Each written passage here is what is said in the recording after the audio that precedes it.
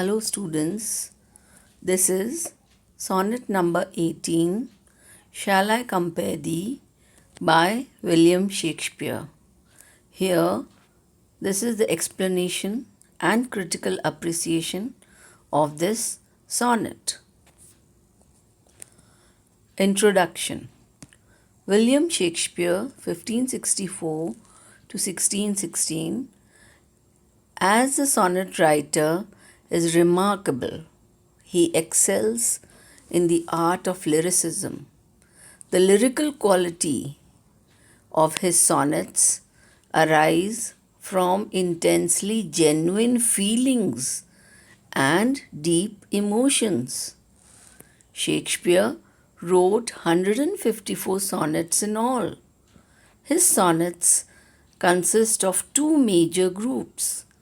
Sonnets 1 to 126 are addressed to a fair youth, probably who was addressed as W.H., the Earl of Southampton. The sonnets of the other group, 127 to 154, are addressed to the Dark Lady. Theme of the poem. The poet would like to compare the beauty of his friend to the beauty of a day in summer. The poet soon finds out that the beauty of his friend is more than the beauty of summer. Rough winds cause much damage to the sweet buds of May, while the sun's light in summer is sometimes too bright and sometimes very dim. The poet's friend is, however, more lovely than a summer's day. All beautiful things lose their beauty in the course of time, but the beauty of the poet's friend will never end. He has been immortalized in the sonnets written by the poet. As long as men live in this world, they will read the poetry of Shakespeare. First quatrain. Shall I compare thee to a summer's day? Thou art more lovely and more temperate.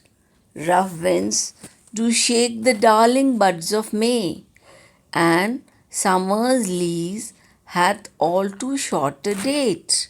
So here the poet compares the beauty of his friend to a summer's day. Thou art more lovely and more temperate. He finds his friend more lovely and more temperate. Temperate here means balanced as compared to the summer's day. Rough winds do shake the darling buds of May.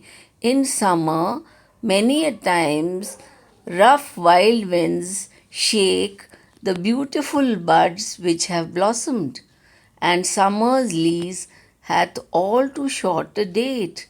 That means summer is also temporary, it's not for a long duration of time. The beauty of the poet's friend has been immortalized by the poet. He asks himself whether he should compare his friend's beauty to the beauty of summer or not. Then he gives up the idea because there is no need of it. In fact, the poet feels that his friend is more beautiful than a day of summer. During summer, the rough winds blow which shake the flowers that bloom during the month of May. Summer remains for a short period and its temperature is hot. On the other hand, the poet's friend is calm. His beauty and liveliness are permanent. So we will have the synonyms eternal, always, permanent, immortal, infinite. Second quatrain. Sometimes too hot the eye of heaven shines, and often is his gold complexion dimmed, and every fair from fair sometime declines, by chance or nature's changing course. In the second quatrain, the poet says that sometimes too hot the eye of heaven shines. That means the sun is extremely hot sometimes in summers, and often is his gold complexion dimmed. That means the yellow color, the gold rays of the sun, the golden rays of the sun, are many a times dimmed by the black clouds. And every fair from fair sometime declines. That means every beautiful object declines in beauty. Beauty is not permanent, it is transitory. By chance or nature's changing course untrimmed. That means either by chance or by accident or by nature's time period duration, the beauty will have to decline. During summer, the scorching heat of the sun is very disturbing. The golden rays of the sun are often barred by the clouds. Everything that is beautiful is transitory. Beauty loses its charm in course of time. Nothing can be eternal, as any living thing will fade by accident or by nature's course of time. There is a skillful use of vivid images in these lines. We can see the hot sun shining. Heaven has been personified. The hot eye of the heaven is shining. Another image is of golden complexioned sun. The sunlight dimmed by the clouds is remarkable. Third quatrain.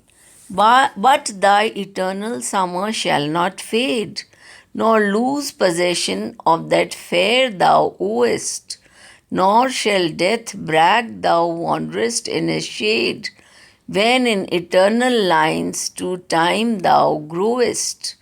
In this stanza, he says, but thy eternal summer shall not fade. Here, this is a metaphor, in which metaphor is a figure of speech in which two things are compared. The beauty of his friend is compared to summer. And here he says, your eternal summer will never fade.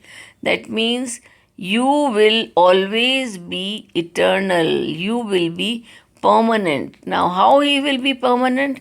That is answered in the concluding couplet. Nor lose possession of that fair thou owest. That means your beauty will be your possession and you will never lose your beauty. Nor shall death brag thou wanderest in his shade. That means death will never be able to put his hands on you. That means you will never die. You will always be remembered. When in eternal lines to time thou growest. That means in poetry you will be remembered as time grows on. His beauty will not fade. His everlasting youth and beauty will always be present. Death will never lay its icy hands on him. As time grows, he will always be remembered. He has been immortalized in the sonnets written by the poet. Concluding couplet. So long as men can breathe or eyes can see, so long lives this, and this gives life to thee. As long as humanity lives on this earth and read his verses, his friend will remain alive in poetry.